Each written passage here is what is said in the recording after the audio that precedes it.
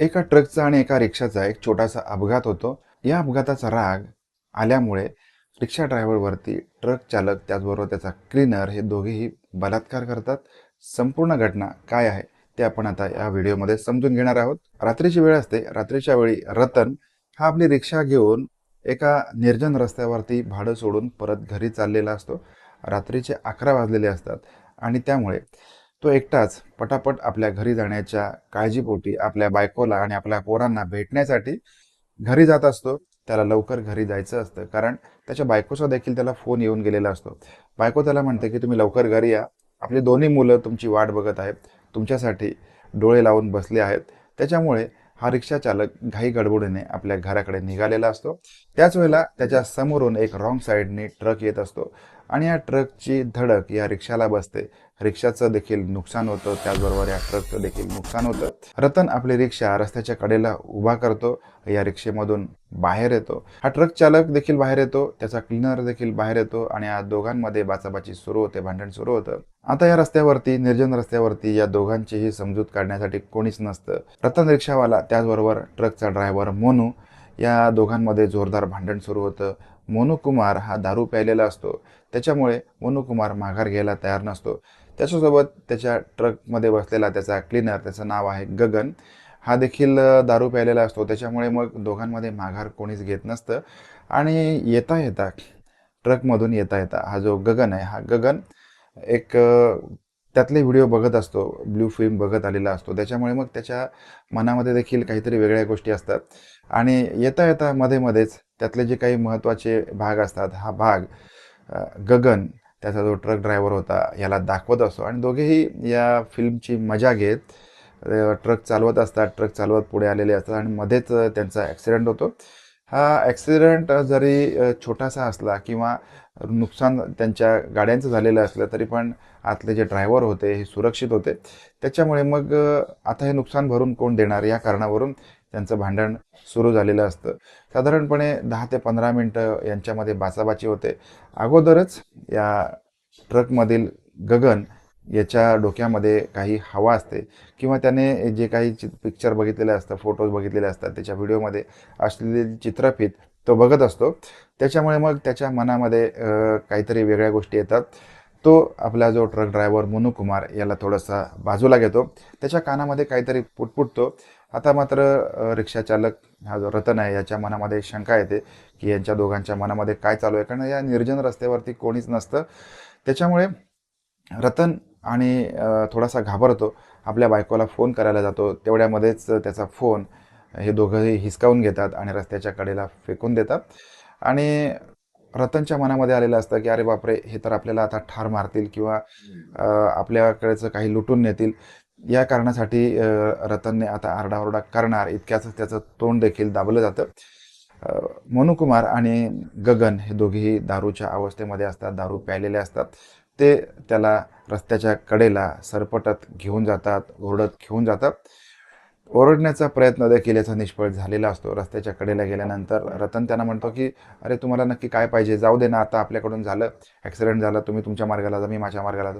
तसे पण तुम्ही दोघे पण रॉंग साईडनीच पुढे आलेल्या होतात, त्याच्यामुळे माझा ॲक्सिडेंट झालेला आहे.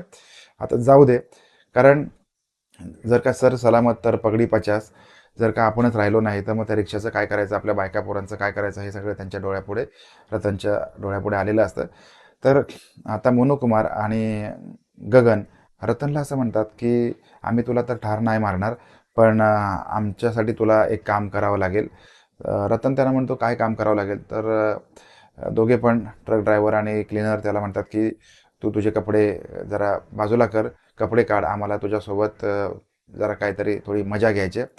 आता मात्र रतनचे डोळे पांढरे व्हायची वेळ येते. अरे बापरे, आता आपल्यासोबत हे नको त्या गोष्टी करणार आहेत आणि रतन त्यांना विरोध करतो. ज्यावेळेला रतन त्यांना विरोध करतो तर ते दोघे पण त्याला म्हणतात की जर का तू विरोध केलास तर मात्र आम्ही तुला गळा दाबून इथेच संपवून टाकू. त्याच्यामुळे मग रतनचे ते जबरदस्तीने कपडे फाडले जातात.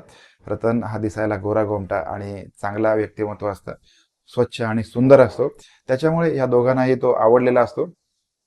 अगोदरच यांनी अश्लील चित्र बघितल्यामुळे, अश्लील व्हिडिओज बघितल्यामुळे यांच्या डोक्यामध्ये हवा गेलेली असते. ट्रक ड्रायव्हर आणि मोनू कुमार हे आपल्या ट्रकमधील रस्सी घेऊन येतात, दोरी घेऊन येतात आणि त्याचे हातपाय आता बांधले जातात.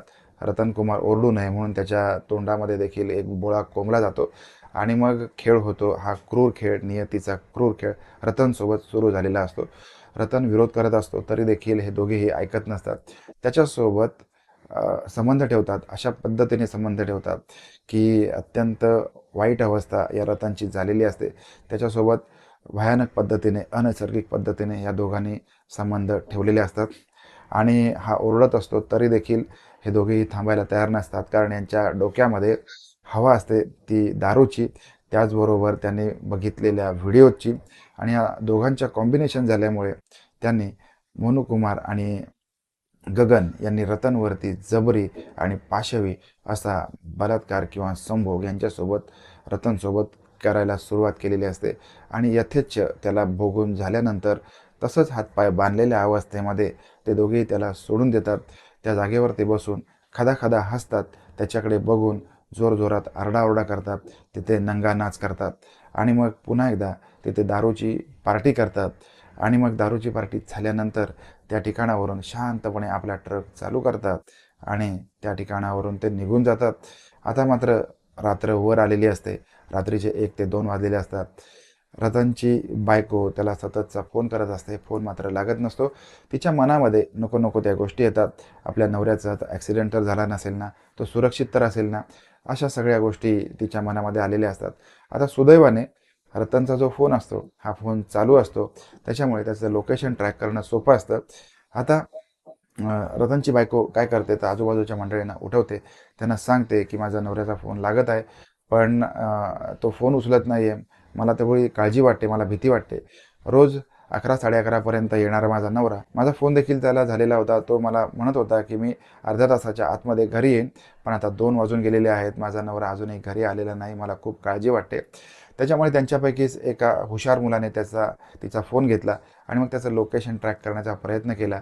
लोकेशन देखील त्यांना सापडलं आणि या लोकेशनच्या आधारे, मोबाईलच्या आधारे ही सगळी मंडळी त्या दिशेने जायला लागली. त्यांचा फोन, रतनचा फोन ज्या ठिकाणी पडलेला होता तिथे ते गेलेले आहेत. फोनला रिंग दिली, फोन सापडला आणि मग शोध सुरू झाला तो रतनची रिक्षा एका बाजूला होती. रिक्षेचा ॲक्सिडेंट झालेला त्याने बघितला. त्याच्यामुळे त्याच्या बायकोला अजूनच काळजी वाटायला लागली. आपला नवरा सुखरूपचा असेल ना, असं तिला वाटायला लागलं. त्याच्यामुळे आजूबाजूला सगळ्या मंडळींनी शोध घ्यायला सुरू केला. त्यावेळेला मग रतन हातपाय बांधलेल्या अवस्थेमध्ये त्यांना दिसून होता. त्याच्या अंगावरती कपडे नव्हते आणि ते काहीतरी वेगळं त्याच्यासोबत घडून गेलं आहे, असं या सगळ्या मंडळींना जाणीव झालेली आहे. कोणीतरी आपल्या अंगावरचे कपडे काढून त्याच्या अंगावरती टाकलेले आहेत आणि रतनला पूर्ण झाकून घेतलेलं आहे. त्याचे हातपाय सोडवलेले, त्याच्या तोंडातला बोळा देखील काढलेला आहे आणि त्याला आपल्या घरी घेऊन गेलेले आहेत. घरी गेल्यानंतर रतनला आपल्यासोबत काय झालं हे सगळ्यांना सांगता येत नव्हतं. त्याच्यामुळे मग त्याने आपल्या बायकोच्या कानामध्ये काही गोष्टी सांगितल्या आणि सगळी मंडळी घरी गेल्यानंतर रतन आपल्या बायकोच्या खांद्यावरती मान ठेवून रडू लागला, ओक्साबोक्शी रडू लागला. तो तिला म्हणू लागला की मी रात्री घरी येत असताना माझ्यासोबत 2 व्यक्तींनी असं अमानुष कृत्य केलं, माझ्यासोबत अनैसर्गिक गोष्टी केल्या, त्याच्यामुळे मला अत्यंत वेदना होत आहेत. आणि मग त्याच्या बायकोने देखील त्याला धीर दिला आणि मग दोघेही त्या दिवशी शांतपणे झोपी गेले. काही गोष्टी अशा असतात की आपल्याला कितीही जाणीव झाली, आपल्याला किती वाटलं की आपण लोकांपुढे खुलेपणाने गेलं पाहिजे, बोललं पाहिजे, तरी देखील या गोष्टी शक्य होत नसतात. याचं कारण असं आहे की एखादी गोष्ट जी समाजापासून लपवून ठेवायची असते ती लपवूनच ठेवली गेली पाहिजे. जर का तसं झालं तर सगळ्या पंचक्रोशीमध्ये रतनचं जे नाव आहे हे नाव खराब झालं असतं. त्याच्यामुळे रतन आणि त्याच्या बायकोने देखील यापुढे या बाबतीमध्ये कुठेही अवाक्षर काढलं नाही. दोघेही गप्प राहिले.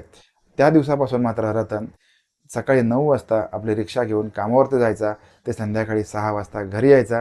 रात्रीच्या ड्युट्या करणे त्याने आता बंद करून टाकलं होतं आणि इथून पुढे तो त्याच्या बायकोसोबत, मुलांसोबत सुखाने राहत आहे. धन्यवाद. आपण भेटणार आहोत अशाच एखाद्या घटनेसह. तोपर्यंत आपली आणि आपल्या कुटुंबाची काळजी घ्या. आभार.